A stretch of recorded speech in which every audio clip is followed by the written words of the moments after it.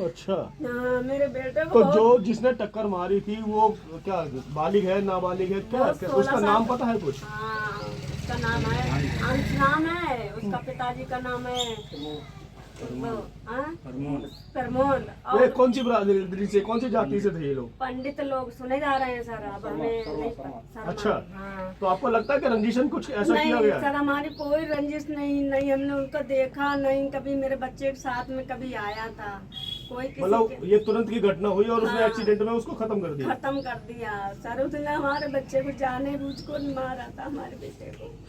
अभी पुलिस की कार्रवाई क्या कह कुछ रही है? नहीं हो रही है सर, कुछ नहीं सुनाई हो रही है आज तक मेरे बेटे के, कुछ भी यहाँ बूझ में क्या नहीं चाहते हैं आया। आप? अब हम तो न्याय चाहते हैं, हम तो ये चाह रहे हैं कि उसको भी थोड़ा बहुत सजा होना चाहिए या कुछ आना चाहिए, हमारे लिए तो कुछ नहीं उसने बूझा। अच्छा, तो आप वो बेटे के पिताजी हैं, हाँ जी। तो क्या आपका नाम है? इतना समय हो गया है, पुलिस की तरफ से कोई कार्रवाई होती दिखाई दे रही है क्या आपको? कोई कार्रवाई नहीं।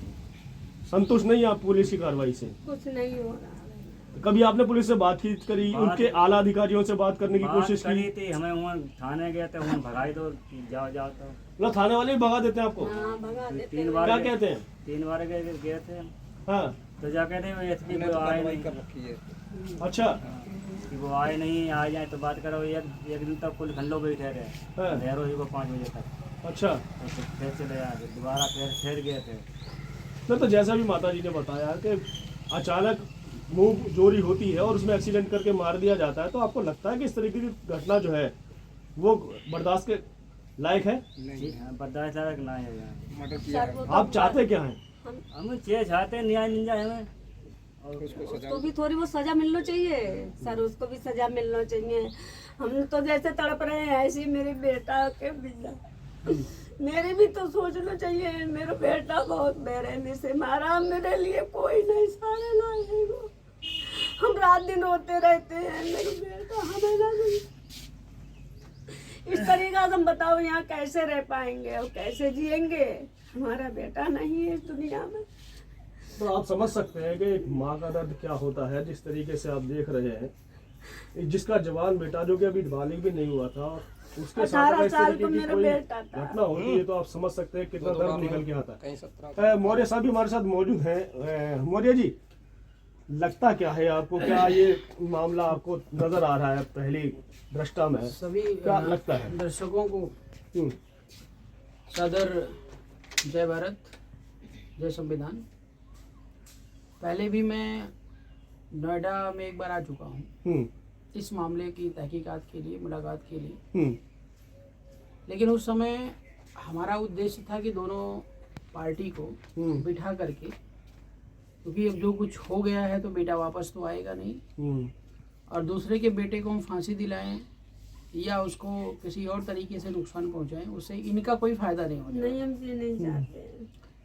इनका कोई फायदा नहीं। इसलिए हम लोगों ने अगले से बोला कि अगर अगले का बेटा गया है हम्म, तो किसी की कोई कीमत तो होती नहीं है। हम्म, लेकिन हमने कहा उससे कि 15 लाख रुपए आप जो है इनको दे दीजिए। हम्म, तो कहीं ना कहीं हम लोग जो है न्याय तो नहीं कहेंगे, बस ये कहेंगे कि जो है किसी तरीके से एडजस्टमेंट, कि भाई हम शांत हो जाएंगे, चलो बेटा नहीं है तो कम से कम आदमी ने कहीं 10-15 लाख रुपए नहीं देखे होते तो उसको सहानुभूति होती कि यार चलो कुछ तो मिल गया। ठीक है, तो वो उद्देश्य हमारा था। पार्टी को हमने बुलाया, बातचीत किया, लेकिन वो लोग इस बात को तैयार नहीं हुए। अच्छा, मतलब उनको डर ना तो पुलिस का है और ना योगी आदित्यनाथ के सुशासन का है। ब्राह्मण हैं और दबंग किस्म के हैं। और सूचना ये उस समय थी कि इन्होंने थाने को और पूरे सिस्टम को मैनेज किया, और जो बेटा जिसने अपराध किया है, जिसने अमन को मारा है, उसको तीसरे दिन जो है ये घर पे ले आए। अभी इस पर हम एक्चुअली नहीं कह सकते, हो सकता है उसी दिन आया हो, क्योंकि आज मैं अभी इन्वेस्टिगेशन के दौरान थाना अध्यक्ष जी से मुलाकात करने के लिए गया हुआ था।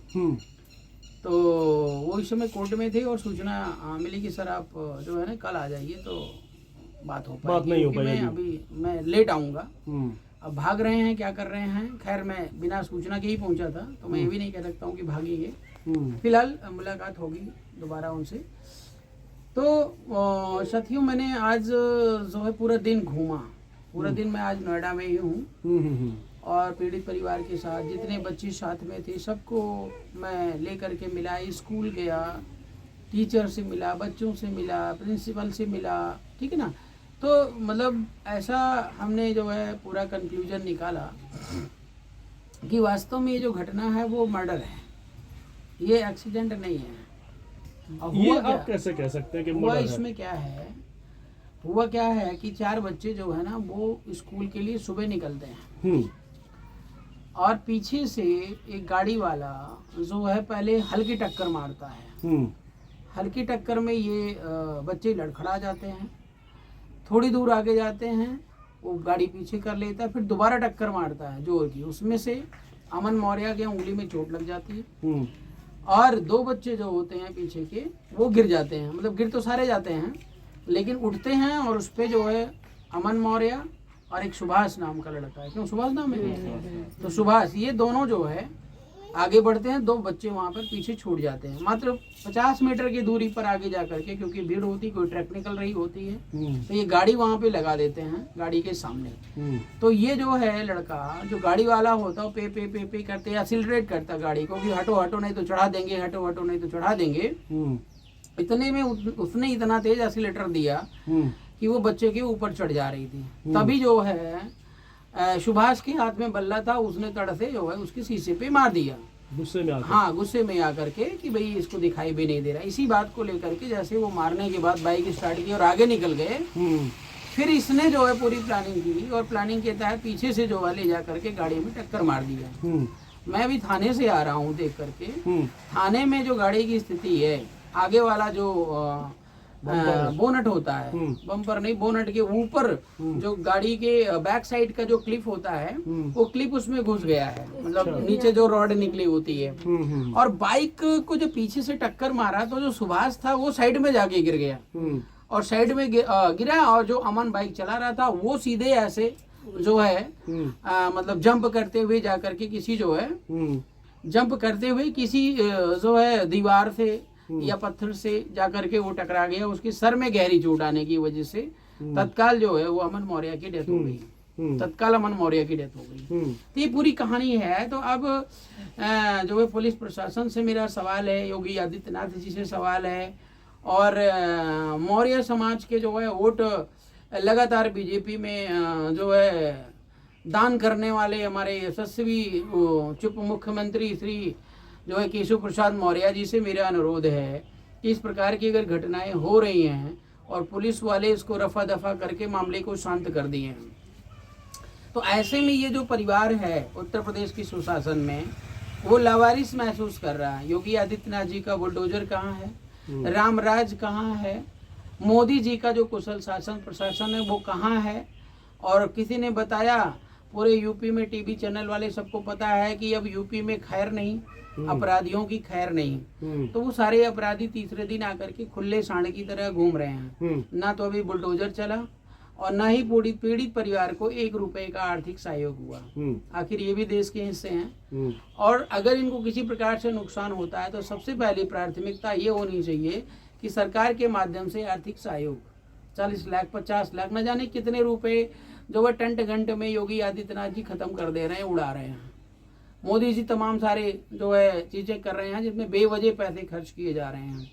लेकिन जहां पर जनता के अधिकार और सम्मान की बात आती है, उनको देने लेने की बात आती है, वहां पे इनके मुंह में जो है ना मतलब क्या कहते हैं कि घी बंध जाती कह लो या कह लो इनको सांप सूंघ जाता है। अब आप पीड़ित परिवार के साथ हैं, सहानुभूति रखते हैं, तो आगे की कार्रवाई आपकी तरफ से क्या रहेगी? ये समाज भी मुझे जानता है कि मैं बहुत बड़ा अपने आप को नेता नहीं कहूँगा, बस मैं जमीनी लेवल पर काम करने वाला व्यक्ति हूँ। क्योंकि आज जो मैंने काम किया ये कोई अंतरिम मंत्री विधायक सांसद नहीं कर सकता है। घर घर जाकर के, स्कूल में जाकर के सर्वे निरीक्षण किया और मैं अपनी टीम भी लगा सकता था। लेकिन बात यह है कि अब जब तक मुझे वास्तविकता नहीं पता है तो टीम के माध्यम से हम रिपोर्ट को कंक्लूड कर लें और सेटिस्फैक्शन मुझे नहीं था वास्तव में। इसलिए हमें मतलब ये चीज करनी पड़ी, स्वयं आना पड़ा। और हमने जो चीजें यहाँ पे अभी कंक्लूड करी और देखी है, इसमें जो है जो अंश पांडे नाम था, शर्मा नाम है, अंश पांडे, वो पूरी तरह दोषी है। मान लो छोटी मोटी लड़ाई हो भी जाती किसी वजह से, और सबसे पहले गलती उसकी है कि उसने आकर पीछे से टक्कर क्यों मारी, तो इस हद तक नहीं गुजर जाना चाहिए कि तुरंत उसका जो है मर्डर कर दिया जाए। और मान लो अगर बच्चा वो भी नाबालिग था, आनंद फानन में अगर उसने कर भी दिया, तो स्थानीय प्रशासन मीन्स पुलिस वाले और योगी आदित्यनाथ जी की जो टीम है वो क्या कर रही है? अभी तक कोई भी एक्शन नहीं हुआ है। और इसके लिए मैं यहाँ के जो स्थानीय पुलिस प्रशासन है उनसे ये निवेदन भी करूंगा और चेतावनी भी मैं देना चाह रहा हूँ कि तत्काल जो है इस पर 302 का FIR दर्ज किया जाए और उसके अनुसार कार्रवाई किया जाए। बाकी सारे सबूत और एविडेंसेस जो है हम अवेलेबल करा देंगे, जो भी आप चाहेंगे, क्योंकि हो सकता है कि आप वहाँ तक ना पहुँच पाए हों, लेकिन हमने जितने मार्केट में तौर तरीके थे सारा ये चीज़ें हमने इन्वेस्टिगेट कर लिया है और जो चीज़ें हमने बताई वो 100% सही है।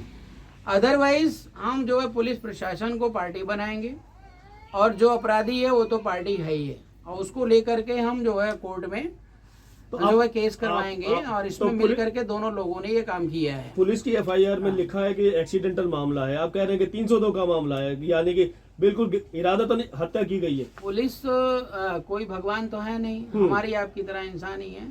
पैसा सबको प्यारा होता है। आप आरोप लगा रहे हैं पैसे का, आप आरोप लगा रहे हैं, उसमें कोई डाउट नहीं है।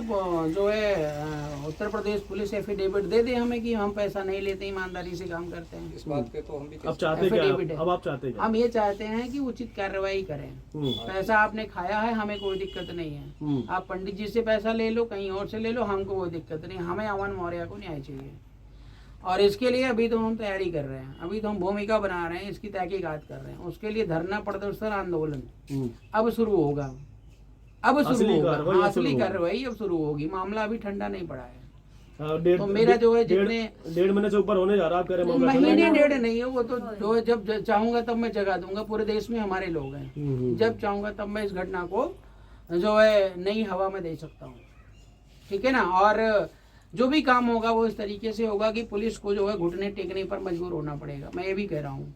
इसलिए मेरा निवेदन आला अधिकारियों से है और जितने भी जो है प्रशासन या मतलब सत्ता में रहने वाले नेता हैं उन सबसे मैं यही कहना चाहता हूँ कि अमन मौर्य को सबसे पहले तो 302 लगा करके उसको फांसी की सजा का प्रावधान होना चाहिए। और अगर वो बालिग नहीं है, नाबालिग है, तो नाबालिग की हिम्मत कैसे हुई गाड़ी चलाने के लिए? उसके लिए उसके बाप को जो है जेल में डालना चाहिए, बाप को जो है आजीवन कारावास होना चाहिए। और दूसरी बात, अगर सजा का प्रावधान नाबालिग के लिए नहीं है तो सजा का प्रावधान बनाना चाहिए, या तो गाड़ी चलाने पर उसके लिए प्रतिबंध होना चाहिए, और या तो फिर अगर ऐसी कोई गलती करता है तो उसके लिए जो है करेक्शन होना जरूरी। नहीं तो हम यहाँ जो है कोर्ट, जो है जिला कोर्ट या समथिंग छोटे लेवल के कोर्ट नहीं, हाई कोर्ट में भी और सुप्रीम कोर्ट में भी अपील कर सकते हैं कि कानून बनाया जाए इस पर।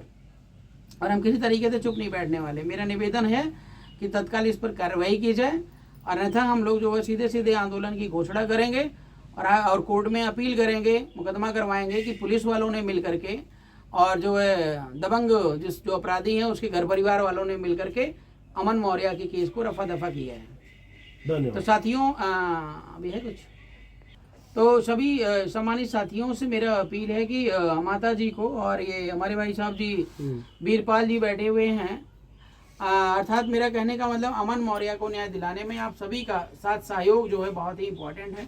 लगातार आप बने रहिए और निश्चित तौर पर जो है इस पीड़ित परिवार को न्याय मिलेगा। बहुत बहुत धन्यवाद।